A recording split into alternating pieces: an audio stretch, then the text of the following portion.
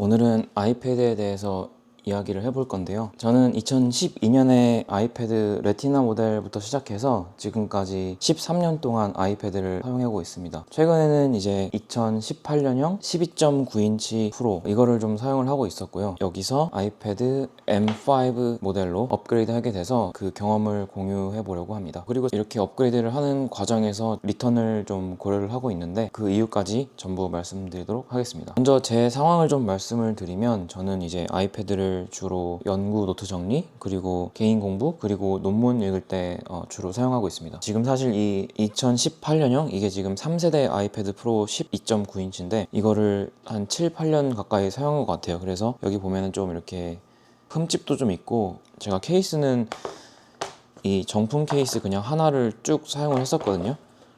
근데 이제 보시다시피 화면 주위에 오래 쓰다 보니까 노랗게 좀 변색도 많이 되고, 그리고 특히 이제 최근에 노타빌리티나 굿노트 같은 앱이 구동을 하는데 너무 느려지는 상황이 많이 발생을 하고, 가끔씩은 또 얘가 아예 문서를 못 열기도 하더라고요. 그래서 좀 바꿀 때가 됐다 싶어서 바꾸게 됐습니다. 사실 처음에는 11인치 프로 나노 텍스처 모델을 선택을 했어요. 이거를 이제 선택했던 이유는 저 같은 경우는 주로 노트 테이킹을 하는데 이제 실내에서 책상 위 조명이나 창문 빛 반사가 좀 기존에 쓰면서 불편하더라고요. 특히 저는 그리고 보통은 이 아이패드의 종이 질감 필름이나 보호 케이스 같은 거를 사용을 안 하는 편이어가지고 그냥 이 나노 텍스처가 들어가면은 필름 없이도 괜찮을 것 같았고, 특히 그 종이 질감이 들어간 거는 좀 눈이 불편하더라고요. 그래서 좀 비교를 해서 보여드리면, 지금 이거 같은 경우가 종이 질감 필름을 붙인 거거든요. 여기 지금 제가 이걸 아예 뗐다가 지금 촬영하느라고 다시 붙여서 좀 이렇게 볼록볼록한데, 어쨌든 여기 보시면 여기는 이렇게 좀 자글자글한 게 많이 눈에 보이고요. 반면에 이 11인치를 보면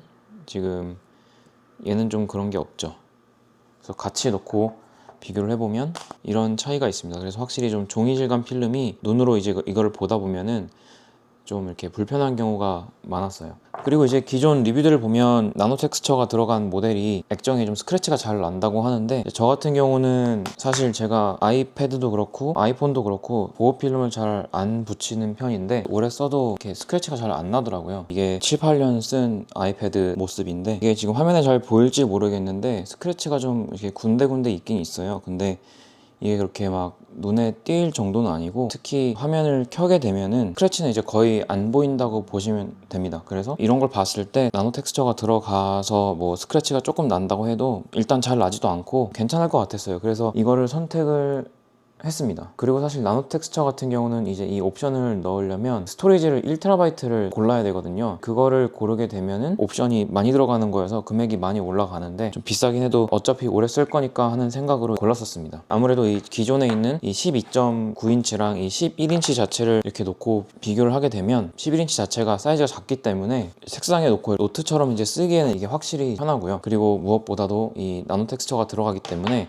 지금 이렇게 비교해보면 아시겠지만 이 12.9인치 같은 경우는 이제 모든 빛을 이렇게 거의 다 반사를 시키는데, 얘는 이제 그런 게 확실히 덜 하죠.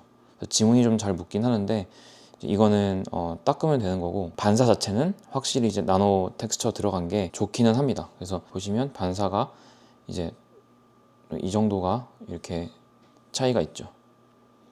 그리고 액정이 들어오게 된다면, 여기 보시면 액정이 들어오면 여기 같은 경우는 지금 이 조명이 이렇게 동그랗게 보이는데 나노 텍스처로 가면 그게 많이 이제 쪼그라드는 거를 볼 수가 있습니다. 그래서 이제 이 11인치를 좀 사용을 해보니까 이게 확실히 반사가 줄어서 눈에 편하기는 합니다. 근데 이제 느꼈던 단점은 뭐냐면, 이게 가운데 쪽만 이렇게 코팅이 들어가고 이 끝에 쪽에는 또 그대로 반사되는 부분들이 있어요. 그래서 빛 반사가 안 보이다가도 이 끝에 가면은 또 이게 이렇게 반사가 되는 거죠. 그래서 사실 이게 또 이제 좀 거슬린다면 거슬리는 부분이 되더라고요. 이게 좀 생각보다는 덜 만족스러웠고, 그리고 이제 제가 특히 좀 생각하지 못했던 부분이 있었는데 필기감입니다. 이게 뭐냐면, 제 생각에는 이게 아무래도 어쨌든 표면에다가 어떤 처리를 한 번 더 하기 때문에 거기서 오는 그 차이인 것 같은데, 이게 라인을 딱 긋잖아요. 그러면은 예를 들어서 특히 이 끝부분이 이게 깔끔하게 끝나지가 않고, 지금 시작할 때도 그런데 이게 자꾸 상하 좌우로 날아가는 거죠. 그래서 이런 게 좀 생기다 보니까 글씨를 제가 쓰더라도 이게 자꾸 이제 원하는 대로 안 써지게 되는 그런 문제가 있었습니다. 그래서 좀 필기감에서 좀 생각보다 많이 불편함을 느껴서 11인치 나노 텍스처가 들어간 모델은 리턴을 하기로 결정을 했습니다. 그리고 이제 리턴 후에는 세 가지 옵션이 있었는데요. 첫 번째는 기존 아이패드를 그냥 더 쓴다. 근데 이제 이걸 제가 보여드릴 텐데, 제가 예를 들어서 여기서 똑같이 이 노타빌리티 앱을 연다고 하면 얘는 지금 엄청 바로 한 번에 탁 뜨는 반면에 얘는 좀 시간이 걸리고요. 그리고 어떤 이유에서인지 지금은 이제 로딩이 좀 빠른데, 어떨 때는 지금 이런 보이는 노트들이 아예 로딩이 안 돼가지고 제가 처음부터 다시 거의 새로 앱을 설치한 것처럼 다운로드를 받아야 되는 그런 경우들도 있었거든요. 그리고 굿노트를 비교를 해본다면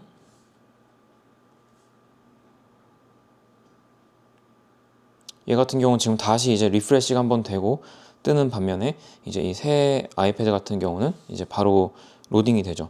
그래서 사실 이거는 지금 생각보다 굉장히 로딩이 잘 되는 수준이고요. 이 12.9인치 같은 경우는 이제 평소에 쓰다 보면은 훨씬 좀 이렇게 불편함을 더 많이 느꼈었습니다. 네, 그래서 실사용에 좀 불편한 문제들이 있어서 얘를 좀 더 쓰는 거는 옵션에서 제외를 했고요.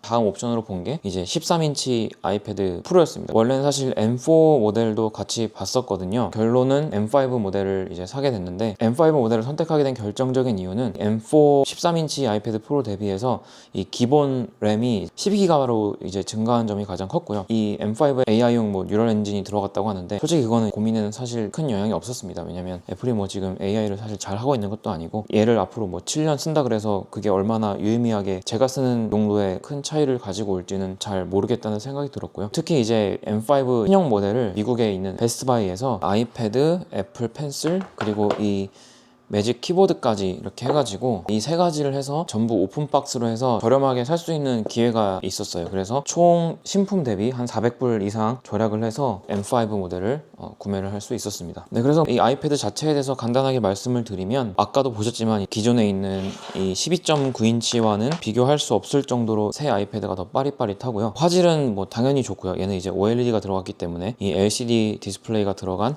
기존 아이패드 12.9인치 대비해서 얘가 어쨌든 화질은 당연히 좋을 수밖에 없고, 무게 같은 경우도 기존에 있는 12.9 모델보다 얘가 좀 더 가벼워지긴 했는데, 어쨌든 좀 기본적인 무게가 있어서 이 아이패드 13인치 자체도 누워서 이렇게 오래 들고 보기는 좀 쉽지는 않습니다. 그리고 이제 화면 코팅 같은 경우도 이 새 모델이 코팅이 살짝 임프루브가 되긴 했어요. 예를 들어서 이게 지금 이 12.9인치인데 요거는 이제 요 정도 반사가 느껴진다면, 이 13인치 새로 나온 모델 같은 경우는 조금 더 반사가 줄어든 걸 볼 수 있죠. 이 정도, 이 정도.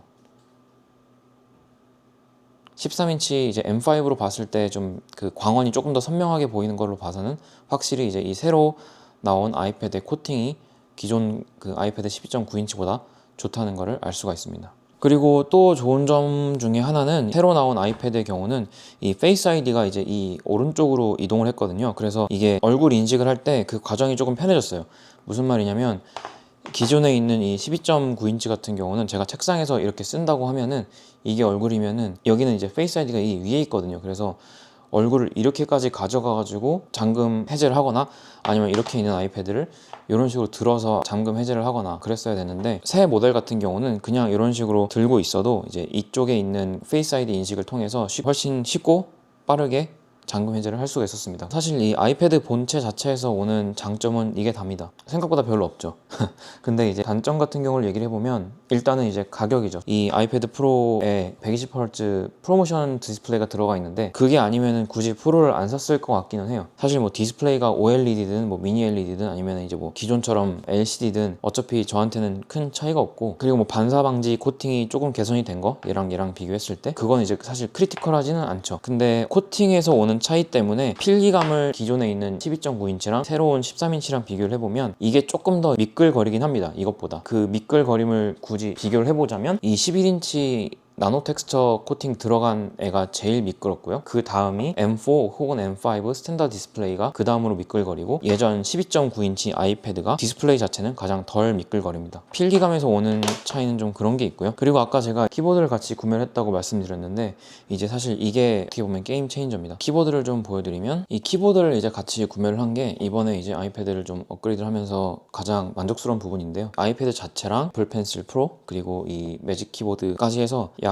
1,500불 정도의 지출이 있었고, 1,500불의 지출이 좀 어느 정도는 이해가 되는, 정당화가 되는 그런 경험입니다. 저 같은 경우는 개인용 그리고 업무용으로 15인치 맥북 프로를 쓰고 있는데, 어쨌든 그게 좀 무겁다 보니까 여행을 다닐 때나 비행기를 탈 때나 가볍게 어디에 나가서 일을 할 때는 불편해서 작은 랩탑이 좀 필요하긴 했었어요. 그런데 이제 그게 관리가 좀 귀찮고 어쨌든 기기가 하나 늘어나다 보니까 안 샀는데, 이 아이패드에 키보드를 이렇게 결합한 이 조합이 그 중간 역할을 좀 해줍니다. 예를 들면은 제가 논문을 리뷰를 한다든지 작성을 한다든지 아니면 이메일을 보내거나 프로포절을 쓰거나 그럴 때 좀 가볍지만 실용적으로 쓸 수 있는 그런 조합이고요. 아까 보여드린 기존 12.9인치 아이패드 프로 같은 경우도 원래는 처음에 이제 키보드 케이스를 사용을 하다가 그게 좀 마음에 안 들어서 팔았었는데, 이유 중에 하나가 그건 이제 ESC 키가 없었고 트랙패드도 없었거든요. 그래서 이렇게 손가락으로 쓰다가 키보드로 쓰다가 이렇게 왔다 갔다 했어야 돼가지고 불편했는데, 요번에 이제 ESC랑 그다음에 트랙패드까지 이렇게 들어가면서 이렇게 쓸 때는 거의 이제 맥을 쓰는 것과 거의 동일한 경험을 주고, 그리고 특히 이 키보드가 지금 키감이 그 맥에 있는 그 키보드랑 키감이 거의 똑같습니다. 그래서 오히려 이제 애플에서 나오는 그 무선 키보드보다 얘가 키감이 좋은 것 같아요. 또 마이너한 거는 트랙패드에 안에 백라이트가 들어있어서 비행기나 어두운 환경에서 쓸 때도 좀 편하게 쓸 수 있게끔 업데이트가 됐습니다.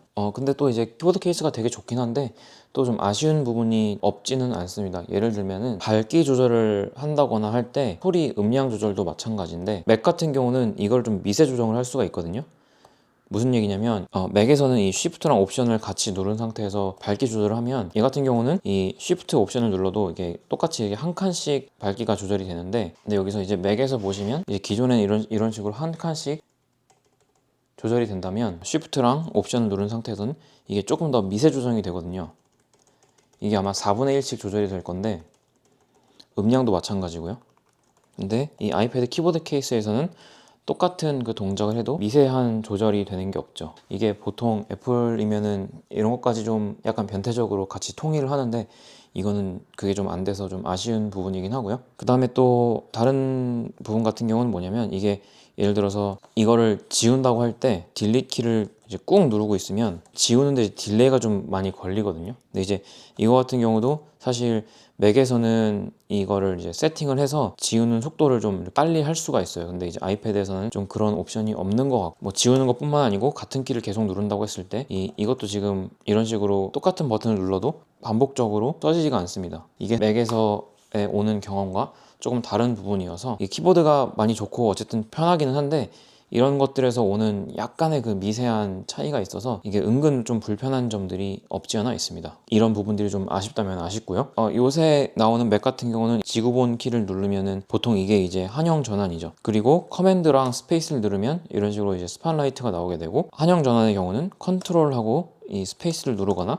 아니면 이제 이 지구본 키를 누르면 한영 전환을 할 수가 있게 되는데, 사실 제가 맥을 처음 쓰기 시작한 2010년 초반부에서는 그때는 이 커맨드 스페이스가 그 한영 전환이었어요. 그래서 저 같은 경우는 이제 이게 너무 몸에 익어서 제 맥 같은 경우는 이제 이런 식으로 매핑을 해서 쓰고 있는데, 새로 나오는 맥도 맥 OS에서는 그런 걸 좀 커스텀을 할 수 있는데, 지금 이 아이패드 OS에서는 키 변환을 하는 그 옵션이 없는 것 같습니다. 그래서 그게 또 좀 불편하단 불편하고, 트랙패드 같은 경우도 맥에서는 이렇게 세 손가락으로 이런 식으로 드래그를 할 수가 있거든요. 전 그래서 이걸 되게 편하게 쓰는데, 지금 아이패드 같은 경우는 이 세 손가락으로 드래그를 할 수 있는 이 옵션이 따로 없습니다. 그래서 커스터마이징을 할 수 있는 옵션이 좀 적어서 좀 아쉽다면 아쉬운 부분인 것 같아요.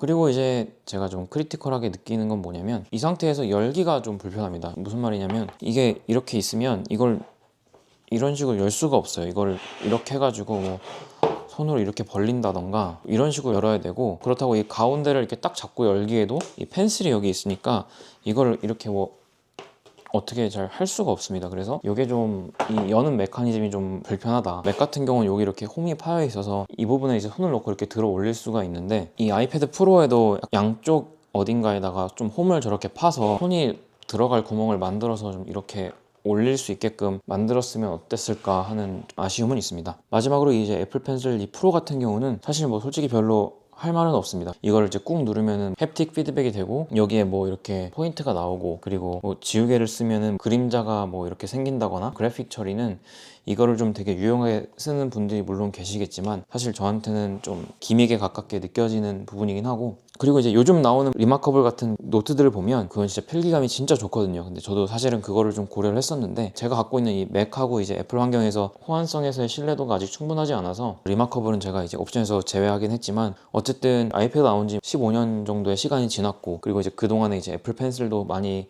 발전을 해왔는데 필기감에 대한 큰 개선 없이 좀 가격이 올라가고 아이패드 프로가 새로 나오면서 새로 펜슬을 사게끔 만드는 좀 그런 정책은 아쉽긴 합니다. 제가 지금 갖고 있는 이 애플 펜슬도 사실 엄청 멀쩡하거든요. 이거 더 써도 되거든요. 근데 이거 지금 호환 자체가 안 돼서 쓸 수가 없게끔 만들어놔서 이게 좀 아쉽기는 하고요. 네, 그래서 좀 정리를 오늘 다시 해보면, 이 11인치 나노 텍스처가 들어간 아이패드 프로 같은 경우는 반사력 억제는 매우 좋지만 애플 펜슬과 이 조합이 특히 필기감에서 좋지가 않아서 저는 좀 추천을 하지 않고요. 밖에서 많이 작업을 하시는데 키보드를 연결해서 많이 작업을 하신다 그러면은 이 옵션이 되게 좋을 것 같아요. 근데 혹시 펜슬로 노트를 많이 쓰시거나 하시는 분들은 저는 추천을 하지는 않습니다. 아이패드 이 M5 13인치 모델 같은 경우는 제 생각엔 사실 그 M1 아이패드에서 올라올 필요도 굳이 있을까 싶어요. 실리콘 칩이 워낙 좋아가지고 M1 쓰시는 분들도 사실 굳이 업그레이드를 안 하셔도 될 것 같고, 근데 저처럼 그 전에 이제 2018년형